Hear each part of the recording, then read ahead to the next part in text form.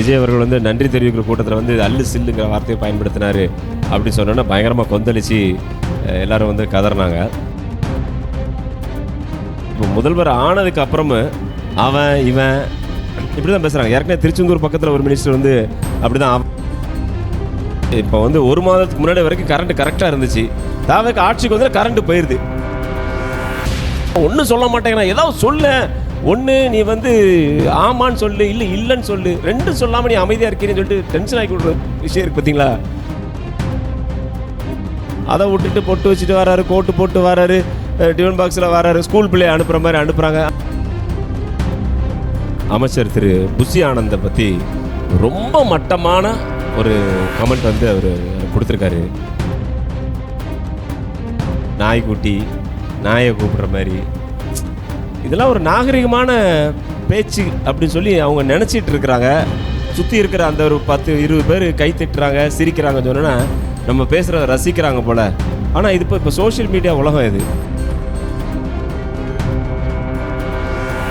Mic பைசா நேயர்களுக்கு வணக்கம். இன்றைக்கி நம்ம பேச போகிற டாபிக் எதை பற்றின்னு தெரியுமா? என்ன எதை பற்றி பேச போகிறோம்? அதான் இன்றைக்கி சட்டப்பேரவை பற்றி தான் பேச போகிறோம். சூப்பர். இன்றைக்கி சட்டப்பேரவை எப்படி போச்சுன்னு நினைக்கிறீங்க? இன்றைக்கி சட்டப்பேரவை வழக்கம் போல் ரொம்ப ஜாலியாக போகுது. முன்னாடிலாம் சட்டப்பேரவை நிகழ்வுகளை அதிக அளவில் மக்கள் வந்து பார்க்கல. இப்போ பார்க்க ஆரம்பிச்சிருக்கிறாங்க. அதுக்கு காரணம் யாருன்னு தெரியுன்னா விஜய் தான், இல்லையா? கண்டிப்பாக. அவரை உள்ளே அனுப்பி மக்கள் உட்கார வச்சுருக்கிறாங்க. அவர் என்ன பண்ணுறாரு, என்ன மாதிரி ரியாக்ட் பண்ணுறாரு, அவரை யார் யார் என்ன கொஸ்டின்லாம் பண்ணுறாங்க, அதுக்கு என்ன மாதிரி ஆன்சர்லாம் வந்து கொடுக்குறாங்க, அமைச்சரவையிலேருந்து என்ன மாதிரியான பதில்கள் வருது, சபாநாயகர் என்ன பண்ணுறாரு, எதிர்கட்சிகள் என்ன பண்ணுறாங்க, எதிர்கட்சி தலைவர் என்ன பண்ணுறாரு, அவர் என்ன கேள்விலாம் கேட்குறாரு, யாரெல்லாம் வெளிநடப்பு பண்ணுறாங்க, அப்படி சொல்லி நிறைய விஷயங்கள் நடந்துகிட்ருக்கு. இப்போ அது போக சட்டப்பேரவை நிகழ்வை முழுவதுமாக நேரலை பண்ணுறாங்கல்ல. ஆமாம் ஆமாம். இது இத்தனை வருஷமாக நேரலையெல்லாம் பண்ணதே கிடையாது. ஆமாம், ஃபர்ஸ்ட் டைம் பண்ணுறாங்க. ஆமாம், இந்த பார்த்திங்கன்னா நேரலை பண்ணுறாங்க. மக்களுக்கு வந்து சட்டப்பேரவையில் என்னென்ன நடக்கு அப்படிங்கிறத பார்க்கணுங்கிறதுக்காகவே வந்து லைவ் பண்ணுறாங்க. இப்போ அது ஒரு நல்ல விஷயமான மாற்றத்தில் அது ஒரு முக்கியமான ஒரு மாற்றமாக தான் பார்க்கப்படுது, இல்லையா? சரி, இன்றைக்கி வந்து சட்டப்பேரவையை பொறுத்த வரைக்கும் பார்த்திங்கன்னா இதில் பயங்கரமான காமெடி பண்ணது யாருன்னு பார்த்திங்கன்னா நம்ம தேமுதிகனுடைய பொதுச் செயலாளர் திருமதி பிரேமலதா விஜயகாந்த் அவர்கள் தான். பார்த்தீங்களா? ஆமாம், பார்த்தேன். என்ன காமெடிலாம் பண்ணாங்கன்னு சொல்லுங்கள். செம்ம காமெடி. இந்த வாட்டர் பாட்டில் வைக்கணும், வாட்டர் பாட்டில். ஆமாம், அதாவது கேள்வி கேட்கணுடைய முடிவு பண்ணிட்டாங்க. முதல்ல வந்து அதான் ஆளுநர் உரையை பற்றி கேள்வி கேட்கணும் அப்படிங்கிறக்காக அவங்க என்ன எழுதிட்டு வந்திருக்காங்கன்னா வீட்டில் இருந்து ஆளுநர் உரையில் வந்து பார்த்திங்கன்னா நிறைய தமிழ் வார்த்தைகள்லாம் அவர் பயன்படுத்தினார். முக்கியமாக அதில் வந்து பார்த்திங்கன்னா நம்ம தேச தலைவர்கள் பற்றிலாம் வந்து அவர் வந்து சொன்னார். அதெல்லாம் வந்து தெளிவான உச்சரிப்பு இல்லை, அந்த தமிழ் வந்து தெளிவாக இல்லை. செந்தமிழ் நாடனும் போதினில்லை, இன்ப தேன் வந்து பாயுது காதலில்லை அப்படின்னு தான் இருக்கணுமே தவிர அவர் பேசுகிறது வந்து ஈட்டி மாதிரி குத்துற மாதிரி இருந்தது அப்படின்னு சொல்லி பயங்கர கரெக்டாக வந்து பண்ணிகிட்டு இருந்தாங்க.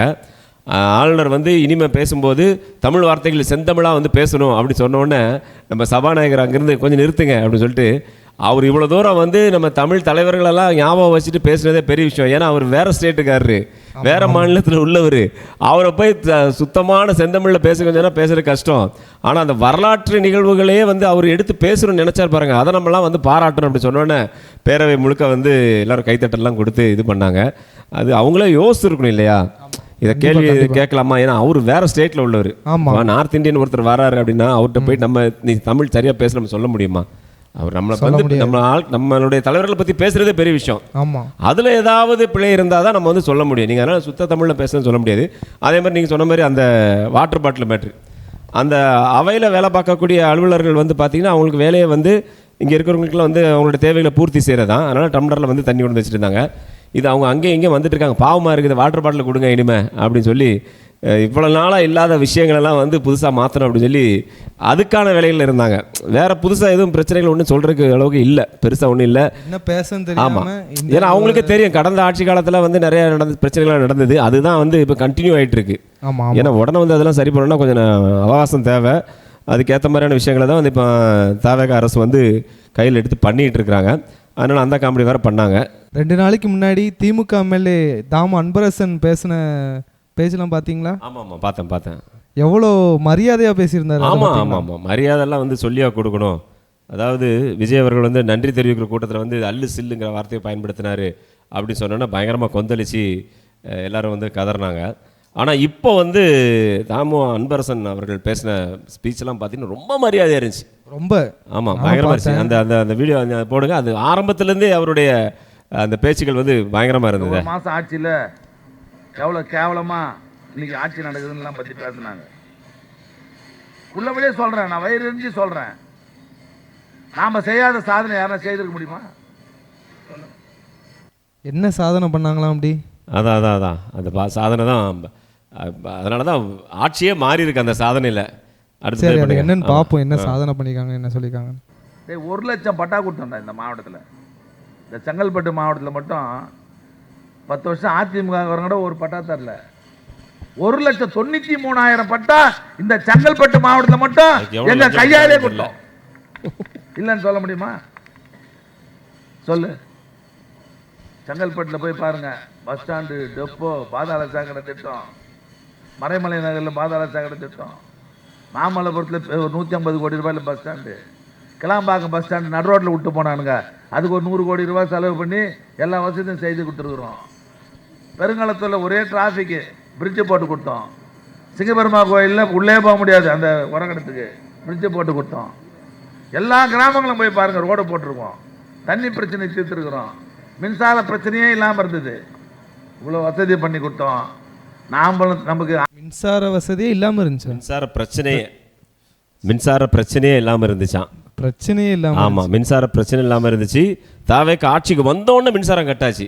ஆமாம், ஏன்னா அவங்க வந்த உடனே காத்தாடி எல்லாம் சுத்தலை, காற்று நின்றுட்டு. புரியுதா? சோலாரில் மின்சாரம் எடுக்க முடியல, சூரியன்லாம் வத்தி போச்சு. இப்படி தேவை காட்சி வந்த பிறகுதான். ஆமாம், தாவேக்கு வந்து உடனே இதாக போச்சு. அதே மாதிரி பார்த்தீங்கன்னா நிலக்கரிலாம் வந்து ஸ்டாக் இல்லாமல் போயிடுச்சு. அனல் மின் நிலையத்தில் நிலக்கரி இல்லை, அது மாதிரி அணுமின் நிலையத்தில் வந்து அணுக்கள் இல்லை, ஒன்றும் இல்லை, எல்லாம் கம்ப்ளீட் ஆச்சு.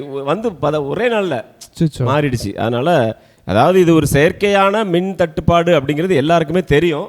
எல்லாரும் பார்த்துட்டு தான் இருக்காங்க. சரி, நீங்கள் போடுங்க, அடுத்து கேட்போம். இதோட பயங்கரமாக இருக்குமே அந்த ஸ்பீச். நமக்கு அதிமுக காரன் தான் விரோதி, பிஜேபி காரன் தான் விரோதின்னு அவனுக்கிட்ட மோடி நின்னோம். அவன் நம்மளை திட்டு இருந்தான். சைலண்டாக வந்து ஜனங்க ஓட்டு போட்டு போயிட்டான். வேலை போட்டு போட்டான், விசிலில் போட்டு நம்மளை நடு ரோட்டில் விட்டான். ஒரு புடி மண் எடுத்து போட்டிருப்பான்ல, சொல்லு. 6 மாசத்துக்கு முன்னதான் வெளியே வந்தான். அவன் நச்சது ஒரு 60 படம் நடிச்சிருக்கிறான். அவன் ஒரு முதலமைச்சரை பார்த்து எப்படி பேசுறாங்க.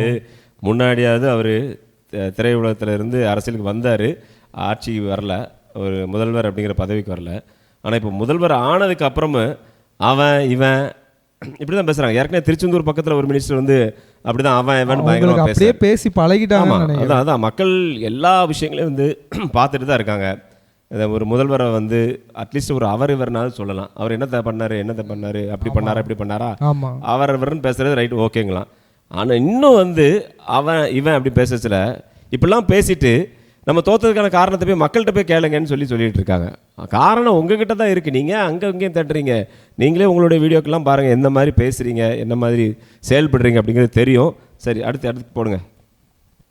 இல்லையா? அது கூட சும்மா நடிக்கல. 400 கோடி 500 கோடி வாங்கி தான் நினச்சாரு. இதை தவிர அவர் செய்தது என்ன இந்த நாட்டில் இருக்குதா? டான்ஸ் ஆடுறது சந்தோஷப்பட்டு அதோடு வந்துடணும். அதுக்கு ஓட்டு இல்லாமல் போட்டுறது, பேரன் சொன்னா பேச்சு சொன்ன ஓட்டு போடுறது என்ன நியாயம்? டான்ஸ் ஆடினதை பார்த்தியா, தியேட்டரில் விசில் அடிச்சியா, அதோடு வந்துடணும். எதுக்கு வந்து நீ ஓட்டு போடுற?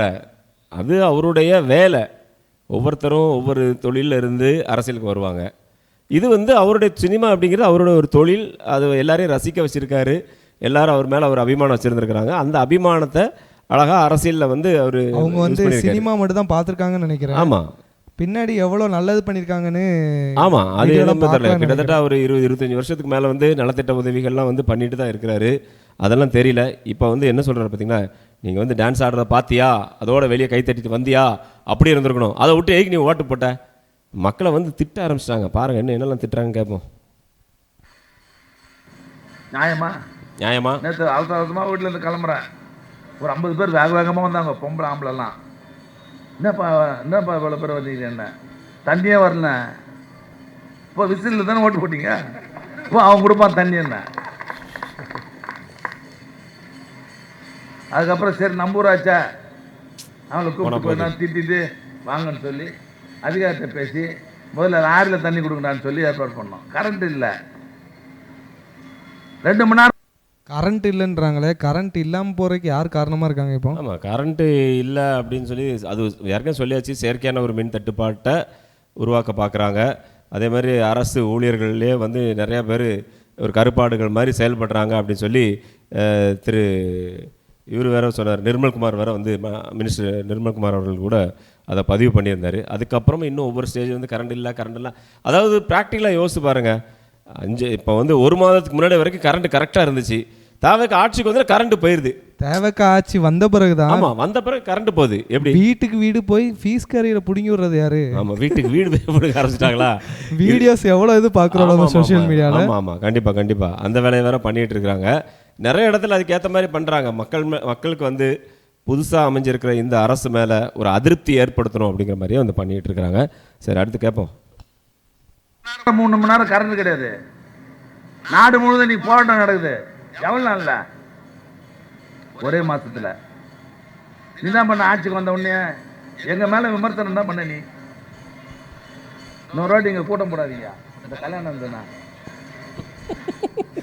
எங்க மேல விமர்சனங்கள் என்ன? பக்கத்தில் ஏதோ ஒரு கல்யாணம், பெண்களுக்கு பாதுகாப்பு பக்கத்தில் பாவம் கல்யாண வீடு இருக்கு. இங்கெல்லாம் மீட்டிங் போடாங்க. கல்யாண வீட்டில் அவன் செண்டமெல்லாம் அடிச்சுக்கிட்டு இருக்கான்னு நினைக்கிறேன். பயங்கர காண்டாக்டாப்ல வந்த ஒரே மாசத்துல இதுவரை எந்த காலத்திலும் இல்லாத அளவுக்கு இந்த ஒரு மாசத்துல மட்டும் 292 குற்றங்கள் நடைபெற்றிருக்கு. அதாவது இது எல்லாம் நடந்துட்டு இருந்தது தான். இதெல்லாம் இதோட அதிகமாக தான் நடந்துட்டு தான் இருந்தது. இது எல்லாமே நடந்துட்டு தான் இருந்தது. இப்போ அதுக்கு வந்து ஒரு ஸ்பீடு பிரேக் வந்து போட வேண்டி இருக்குது. அதுக்கான வேலைகளை வந்து இந்த அரசாங்கம் வந்து பார்த்துட்டு இருக்கிறாங்க. என்னமோ இதுக்கு முன்னாடி ஃபுல்லாக வந்து பார்த்தீங்கன்னா வானத்திலேருந்து தேவதூதர்கள் இறங்கி வந்து ஒரு ஆட்சியை கொடுத்த மாதிரியும், இப்போ தாவேக்கு ஆட்சி வந்த உடனே தான் இந்த பிரச்சனைகள். 1 மாதத்தில் எத்தனை பாலியல் குற்றங்கள். உங்கள் ஆள் துரந்தர் என்ன சொன்னாங்க ஒரு மேடையில், என்ன சொன்னாங்க, வேறு ஏதாவது குற்றச்சாட்டு வைக்க முடியுமா? பாலியல் குற்றங்கள், கஞ்சா, போதை வழக்கு, இதை தவிர வேறு ஏதாவது அண்ணாமலை சொல்ல முடியுமான்னு உங்கள் டீமில் இருந்தே ஒரு துரந்தர் வந்து சொன்னாங்க இல்லையா? அந்த அளவுக்கு ஒரு ஒப்புதல் வாக்குமூலமே கொடுத்தாங்க. இப்போ 1 மாசத்துல வந்து இதெல்லாம் நடந்துட்டு இருக்கிறதோட தொடர்ச்சி அது. அது கொஞ்சம் கொஞ்சமாக தான் கட்டுப்படுத்த முடியும். அதுக்காக தான் இப்போ ஒயின் ஷாப்லாம் மூட ஆரம்பிச்சிருக்கிறாங்க. இன்னும் போதைப் பொருட்கள் வந்து கட்டுப்படுத்துறதுக்கான வேலைகள்லாம் போயிட்டு இருக்கு. முதல்வர் கிட்டத்தட்ட வந்து பார்த்தீங்கன்னா அதிகாலை 3 மணி வரைக்கும் இருந்து எல்லா கோப்புகளையும் பார்த்துட்டு இருக்காருங்கிறாங்க. அதனால தான் வந்து பார்த்தீங்கன்னா சட்டமன்றத்துக்கு வரும்போதே அவருடைய கண்கள்லாம் பாருங்கள், ரொம்ப முகம்லாம் இப்போ மாதிரி உப்பு போன மாதிரி இருக்குது. சரியான உறக்கம் இல்லை. அவர் பதவி ஏற்ற பிறகு உறக்கமே இல்லை. ஏன்னா பொறுப்பு அதிகமாக இருக்குல்ல. சாதாரண ஒரு வார்டு கவுன்சிலருக்கே வந்து எவ்வளோ பொறுப்புகள் வருது யோசித்து பாருங்கள். அதுக்கு அடுத்து பார்த்தீங்கன்னா எம்எல்ஏக்கள் இருக்காங்க. அதுக்கு அடுத்து பார்த்தீங்கன்னா ஒரு மாநிலத்துக்கே முதல்வர். எல்லா தலைவலியும் அவருக்கு தான் வரும். ஸோ அதெல்லாம் வந்து அவர் பார்த்து சரி பண்ணி கொண்டு வரணும்னா அங்கிறது உடனே அப்படிங்கிறது வந்து முடியாது. அது வந்து திரைப்படத்தில் வந்து வேணால் சாத்தியமாக இருக்கும். இன்டர்வல் அவகாசம் தேவைப்படுது. அதை தான் பண்ணிட்டு இருக்காங்க. ஆனால் அதுக்குள்ள ஏதாவது சொல்லணுமே. நீங்கள் வந்தோடனே சட்டார்னு எல்லாத்தையும் க்ளீன் பண்ணி ஒரே ஷாட்டில் அடுத்த ஷாட்டில் கிளியரான மாதிரி காட்டியிருப்பீங்களே, அது இதில் காட்ட முடியலையே அப்படிங்கிற ஒரு வேதனையிலையும் ஒரு பெரிய என்ன சொல்ல வெறுப்புலையும் வந்து உமிழ்ந்துட்டு இருக்கிறாங்க. நீங்கள் அடுத்து சொல்லுங்கள். அடுத்து பாருங்கள் என்ன சொல்லியிருக்காரு கேட்போம். 1 மாதத்தில் மட்டும் இதில் 52 படுகொலை, 6 இரட்ட கொலை, சரி 86 பெண்கள் மற்றும் குழந்தைகளுக்கு எதிரான குற்றங்கள், 138 பாலியல் வன்முறைகள். எல்லாம் பெரிய அளவில் வரவேற்பெல்லாம் கொடுத்தாங்க. கிருத்திகா தேவி கேட்டேன், அடட பிரமாதமாக இருக்குதுண்ணே, பெரிய வரவேற்புண்ணே, நம்ம தானே ஜெயிப்பச்சு, ரொம்ப சந்தோஷமா இருந்தேன். தேர்தல் வந்ததுக்கப்புறம் அதிமுகவே நடு ரோட்டில் விட்டான், நம்மளே நடு ரோட்டில் விட்டான். அந்த வேட்பாளர் மூஞ்சேன்னு தெரியல, அவன் போஸ்டம் போடல, ஹேண்ட் பிட்டும் கொடுக்கல, ஊர்ல வந்து ஓட்டம் கேட்கல, விசில பார்த்து எல்லாம் அது ஓட்டு போட்டு போட்டான். உங்க கதை கூட அப்படித்தான். ரைட்டா? அவங்களே சிரிச்சுக்கிறாங்க. சரி, உன்னை நம்பி ஓட்டு போட்டாங்க. எதுக்காக ஓட்டு போட்டாங்க? 2 நாளைக்கு முன்ன தேர்தல் பிரச்சாரம் முடியறதுக்கு முன்ன ஒய்எம்சி தேர்தலில் ஒரு ஸ்பீச் கொடுத்தாரு இவரு. சரி, நாம ரோட்ல போய் ஓட்டு கேட்டுக்கிறோம், கட்சி நாள் பிரச்சாரம். இவர் என்ன பண்றாரு, அந்த பிரச்சாரம் மூலமா டிவி மூலமா ஒவ்வொரு வீட்டு உள்ள போறான். வீட்டு உள்ள போய் நான் உங்களை நம்பி தான் வந்திருக்கிறேன், மொத்தத்தையும் விட்டுட்டு வந்துருக்கிறேன், உங்களுக்காக தான் சேவை செய்ய வந்திருக்கிறேன், உங்களுக்கு சேவை செய்யறதுக்கே இந்த திமுக விட மாட்டேன், இந்த தீய சக்தி, இப்படிலாம் கம்ப்ளைண்ட் பண்ணி என்ன நீங்க ஜெயிக்க வச்சிட்டீங்கன்னா அடுத்த கணமே தானே, அடுத்த நொடியே குடுங்குவாரு. என்னன்ட்ட குடும்ப தலைவர் 2500 ரூபாய் டிவியில, வருஷத்துக்கு 6 சிலிண்டர், குடும்ப அட்டைதாரர்களுக்கு 200 யூனிட் இலவச மின்சாரம், தமிழ்நாடு முழுவதும் அனைத்து பேருந்துகளிலும் இனிமேல் பெண்கள் கன்னியாகுமரி வரையிலும் போலாம். இன்னைக்கு கரண்ட் இல்ல, தண்ணி இல்ல, எங்க கிட்ட வரீங்களா? இதுக்கு மட்டும் எங்க கிட்ட வரீங்களா? அவனுக்கு அட்ரஸ் தெரியல, எந்த எம்எல்ஏ எங்க இருக்கிறான், எந்த மந்திரி எங்க இருக்கிறான்னு ஜனங்களுக்கு தெரியல. இப்பேற்பட்ட ஒரு கேடுகட்ட நிலையில நீ தமிழ்நாடு ஆழ்பட்டு இருக்கிறது என்று சொன்னால், நடிகனை பார்த்து ஓட்டு போட்டீங்களா? நியாயமா சொல்லுங்க பாருங்க. எம்ஜிஆர் கூட இருந்தாருன்னா நம்ம கிட்ட வந்து கருப்பு சோப்பு சொக்கா போட்டு தச்சாரு, உதயசூரிய சின்னத்தை காமிச்சாரு, அந்த ஆளும் வாழ்த்துக்கனா, நம்ம கட்சியும் வாழ்த்தான். அது கூட எங்களுக்கு சந்தோஷமா இருந்தது. எந்த வித 2 வருஷம் இந்த பசங்க, இந்த பச்சை பசங்களுக்கு ஒரு 500 பேருக்கு நிதி மட்டும் கொடுத்துட்டு ஆட்சி பொறுப்பு வந்துட்டீங்க, வர வச்சுட்டீங்களே ஜனங்களே. நியாயமா? நியாயமா? எங்களுக்கு லாபம் யாருக்கு? ஆட்சி வராது யாருக்கு லாபம்ன்றீங்க? உங்களுக்கு நஷ்டம், எங்களுக்கு லாபம். தொழிலை பாக்குறோம், காலையில குழந்தைங்க கூட இருக்கிறோம். நான் 1 மணி நேரம் செட்டில் ஆடுறேன் போய், அதுக்கு முன்னாடி காலையில 6ல இருந்து சாயங்காலம் நைட்டு ஒரு 11 மணி வரையும் ஊர் வேலையை தான் பார்த்துருந்தோம். கூட்டு வேலையை நாங்க பாக்குறது கிடையாது. இப்ப நிம்மதியா இருக்கிறோம். அப்பா ஜனங்க யாருன்னா நம்மள நாடி வந்தாங்கன்னா நம்மளுக்கு உதவி பண்றது, சாயங்காலம் கட்சி வேலை பார்க்கறது, பொதுக்கூட்டம் பார்க்கறது, செயலர் கூட்டம் நடத்துறது, வீட்டுல இருக்குது. இந்த வேலை நாங்க சந்தோஷமா இருக்கிறோம். பட போறது யாருன்னா நீங்க தான். இதுக்கு கூட நாங்க தான் உதவி பண்ணுமே தவிர அவன்லாம் வரவே மாட்டான். ஆட்சி இருந்தாலும் இல்லைன்னாலும் மக்களை பாதுகாக்கிற ஒரே இயக்கம் திமுக தவிர வேற எந்த இயக்கம் கிடையாது. ஞாபகம் வச்சுக்க, நாங்க தான் உங்க கூட இருப்போம். சரி, நீங்க தான் ஓட்டு போல விட்டுற மாட்டோம். அந்த தைரியத்தில் தான் நீங்க இருக்கிறீங்க. நாங்க விட்டா விட இவனுக்கு நான் தான் நடு ரோட்ல விட்டா விட நம்மளை விட்டு இவனுக்கு போக மாட்டான்ற தைரியத்தில் நீங்க இருக்கிறீங்க. சரி, இவ்வளவு ரூபாய் நீ அறிவிச்சிட்டிய, நான் வாரி வழங்குவேன். எங்க இருந்து வழங்குவேன்? இன்னைக்கு வெள்ள அறிக்கை கொடுத்துட்ட. மொத்த தமிழ்நாட்டுடைய மொத்த வருவாய் எவ்வளவு? 4,64,000 கோடி. 4,64,000 கோடி தமிழ்நாட்டுடைய வருவாய். நீ அறிவிச்சுக்கிற பணத்தினுடைய மதிப்பு எவ்வளவு தெரியுமா? உதவித்தொகை திட்டத்தினுடைய மதிப்பு 12 லட்சம் கோடி. எங்க திட்டம் தருவ? ஆதவார்ஜனா கிட்ட இருக்குது பணம், அவங்க மாமனார்ட்ட இருக்குது, அவங்க மாமியார்ட்ட இருக்குது. கஜானா இல்ல.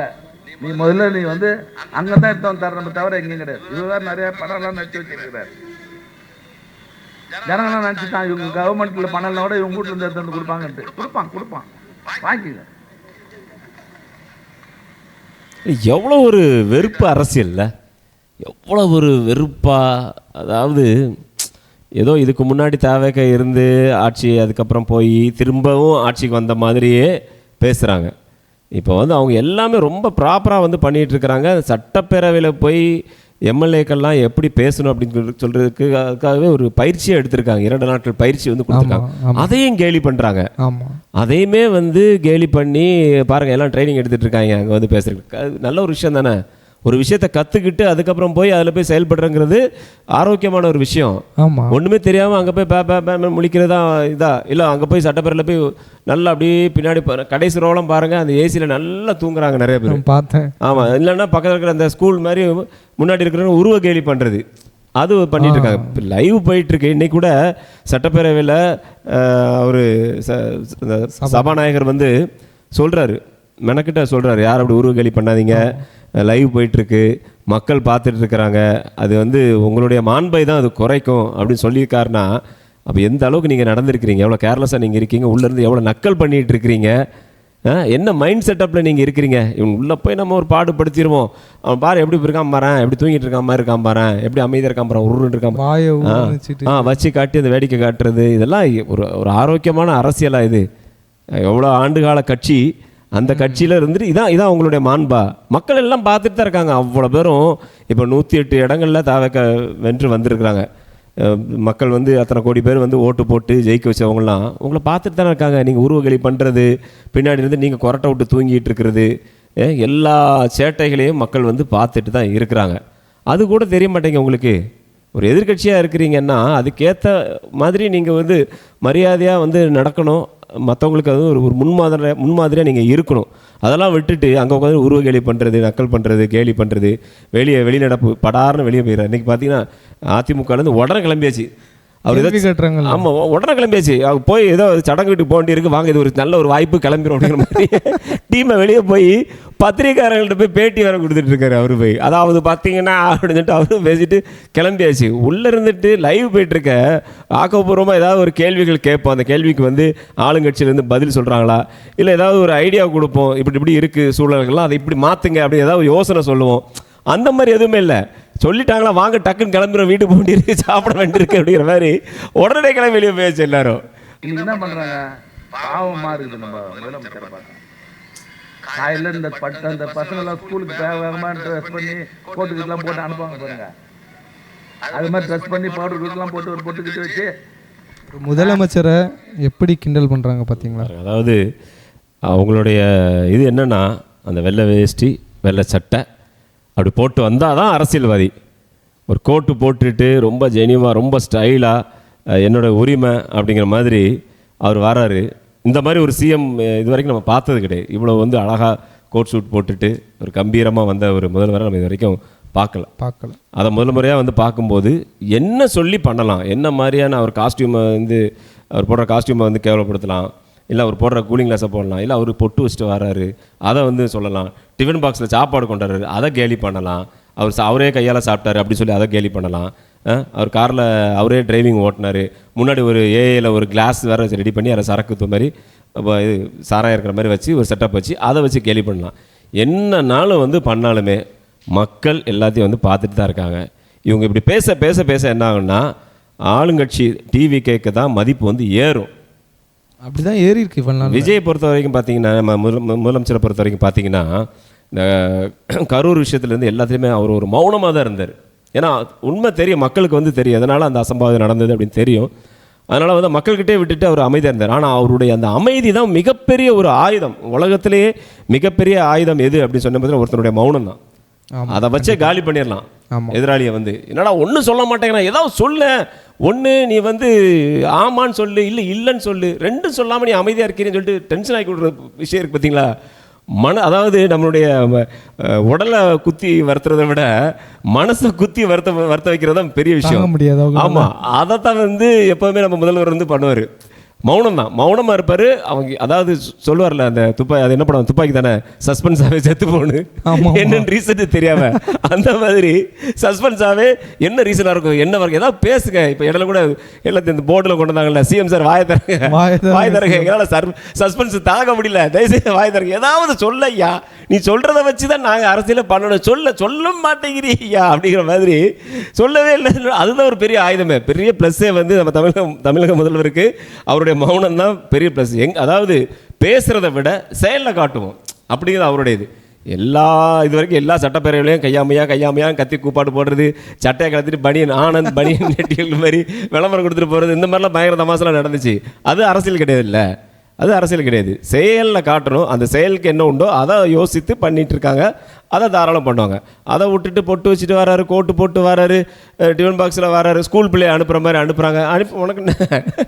உன்னை அனுப்புறதுக்கு ஆள் இல்லை, அதெல்லாம் நீ கதற. அவர் வந்து தமிழ்நாடை சேர்ந்து அனுப்புது. இது வரைக்கும் ஒன்றும் இல்லை, இது வரைக்கும் சட்டப்பேரவை நிகழ்வை எங்கேயாவது பொதுமக்கள் இவ்வளோ தூரம் வாட்ச் பண்ணியிருக்காங்களா? போர் அடிக்குன்னு மாற்றி போயிடுவாங்க இல்லையா? இன்றைய சட்டப்பேரவை நிகழ்வுகள் எடிட் பண்ணி எந்தெந்த காட்சிகளை போடணுமோ அதை போடுவாங்க, அதை மக்கள் சில பேர் பார்ப்பாங்க. ஆமாம், என்னென்ன தெரியாது. ஆமாம், இன்றைக்கி இளம் பெண்கள் இளம் பையங்க அதே மாதிரி குட்டி பசங்கள்லேருந்து எல்லாருமே இன்றைக்கி பார்க்குறாங்கன்னா என்ன பேசுகிறாங்க, எப்படி கொண்டு போகிறாங்க சட்டப்பேரவையை, ஏன்னா நம்மளால் அனுப்பியிருக்கோம் உள்ள, அவர் எப்படி ட்ரீட் பண்ணுறாங்க, அவர் என்ன ஆன்சர் பண்ணுறாரு. இப்போ அவர் சொன்ன மாதிரி தான், தாமோ சொன்ன மாதிரி ஸ்கூலுக்கு எல்லாம் மேக்கப்லாம் பண்ணி போட்டு அனுப்புகிற மாதிரி. ஆனால் கண்டிப்பாக அப்படி தான் எல்லாரும் சேர்ந்து தங்கள் வீட்டு பிள்ளைய அதை வந்து எப்படி ஸ்கூலுக்கு முதல் நாள் அனுப்பி ஒழுங்காக படித்தா, இன்றைக்கி என்ன ஸ்கூலில் என்ன சொல்லி கொடுத்தாங்க, என்ன பண்ண ஹோம்ஒர்க்கில் ஒழுங்காக பண்ணியா, இன்னும் சில இடங்களில் பார்த்தீங்கன்னா அந்த பசங்களை விட்டுட்டு ஜன்னல் வழியாக அந்த பேரண்ட்லாம் பார்த்துட்டு இருப்பாங்க தெரியுமா, என்ன பண்ணுறாங்க, அழக்கூடாது அப்படின்னு சொல்லிட்டு இது எல்லாம் பண்ணுவாங்க இல்லையா. அந்த மாதிரி முறையாவது சட்டப்பேரவைக்கு நம்மளால் அனுப்பியிருக்கோம். அவர் என்ன பண்ணுறாரு, அவர் என்னெல்லாம் பாடுபடுத்துகிறாங்க, அதுக்கு என்ன ஆன்சர் பண்ணுறாரு, இதை அவர் சொல்லியிருக்கலாமோ, எவ்வளோ டிஸ்கஷன் வீட்டுக்குள்ளே போகுது. இன்றைக்கி வந்து விஜய் இது அவர் கேட்டதுக்கு இப்படி பதில் சொல்லிடலாம், ஏன் இன்னும் அமைதியாக இருக்காரு, இப்போ ஒரு பரவாயில்ல, இப்போ அமைதியாக இருந்தால் அவங்கள போட்டு புலம்ப வச்சுட்டார்ல, அதான் விஷயம். இன்றைக்கி புலம்புறாங்கல்ல, அதுதான் வந்து விஜயோட டார்கெட்டு. சூப்பராக சொன்னாங்க. இப்போ அடுத்ததாக நம்மளுடைய அமைச்சர் திரு புஷி ஆனந்தை பற்றி ரொம்ப மட்டமான ஒரு கமெண்ட் வந்து அவர் அதில் கொடுத்துருக்காரு. உண்மையாக ரொம்ப சங்கடமாக இருந்துச்சு. அந்த புஷி ஆனந்த் அப்படிங்கிறது, அந்த பேர், அந்த புஷி அப்படிங்கிறது வந்து ஒரு புதுக்கோட்டையில் அவர் எம்எல்ஏவாக இருந்த தொகுதியோட பேர், ஏரியோட பேர். அது அடமொழி மாதிரி சேர்ந்துட்டு, இப்போ எப்படி திண்டுக்கல் லியோனி அப்படிலாம் இருக்கு இல்லையா, ஆமாம், அந்த பொள்ளாச்சி ஜெயராமன் இந்த மாதிரிலாம் இருக்கிற மாதிரி ஆமாம், அது ஒரு அடமொழி அவருக்கு. ஆமாம். அந்த அடையாளத்தை வந்து எவ்வளோ நக்கல் பண்ணுறாரு அப்படின்னு சொல்லி பாருங்களேன். அதில் பாருங்கள். இந்த புஜ்ஜி ஆனந்த் அந்த நாயை கூப்பிட்ற மாதிரி இது பேருலாம், இந்த புஜ்ஜா ஜூஜுன்னு கூப்பிடுவோமே, அது மாதிரி புஜ்ஜி ஆனந்த் இவன் தலைமையில் தான் போய் சேர்ந்து அவன் துண்டு போடுறான்னு தவிர அவங்க தலைவரே இவங்க பார்க்கறதுக்கு முடியல. எவ்வளோமா இல்லையா? பார்த்தீங்களா எப்படி பேசியிருக்காருன்னு. நாய்க்குட்டி, நாயை கூப்பிடுற மாதிரி. இதெல்லாம் ஒரு நாகரிகமான பேச்சு அப்படின்னு சொல்லி அவங்க நினச்சிட்டு இருக்கிறாங்க. சுற்றி இருக்கிற அந்த ஒரு 10-20 பேர் கை தட்டுறாங்க, சிரிக்கிறாங்க சொன்னோன்னா நம்ம பேசுகிறத ரசிக்கிறாங்க போல். ஆனால் இது இப்போ சோஷியல் மீடியா உலகம் இது. இதை வந்து லட்சக்கணக்கான பேர் இந்த வீடியோ பார்க்குறாங்க. அப்போ பார்க்குறவங்களாம் என்ன நினைப்பாங்க, இப்போ அவருக்கும் வந்து சில கோடியில் வந்து மக்கள் ஓட்டு போட்டிருக்காங்கல்ல இல்லையா, அப்போ அவங்களாம் பார்க்குற நேரத்தில் என்ன இவ்வளோ மட்டமாக பேசுகிறாங்க, ஏன் இவ்வளோ மட்டமாக நடந்துக்கிறாங்க அப்படின்னு ஒரு எண்ணம் வருது. இப்போ நீங்கள் இதெல்லாம் தவிர்த்துட்டு நாகரிகமான ஒரு அரசியல் நீங்கள் பண்ணுற பட்சத்தில் கண்டிப்பாக நீங்கள் மக்கள் மத்தியில் ஜொலிக்கிறதுக்கு வாய்ப்புகள் இருக்குது. அதை விட்டுட்டு அநாகரிகமான முறையில் இப்படி நடந்துக்க விஜய் இன்னும் வானத்தில் மின்னக்கூடிய ஒரு மிகப்பெரிய நட்சத்திரமாக மின்ன தான் செய்வார். சரி நேயர்களே, இந்த நிகழ்ச்சியை நீங்கள் பார்த்ததோடு மட்டும் இல்லாது மறக்காமல் மைக் பைசன் சேனலை வந்து சப்ஸ்கிரைப் பண்ணுங்கள், நிறைய பேருக்கு ஷேர் பண்ணுங்கள். நன்றி. நன்றி.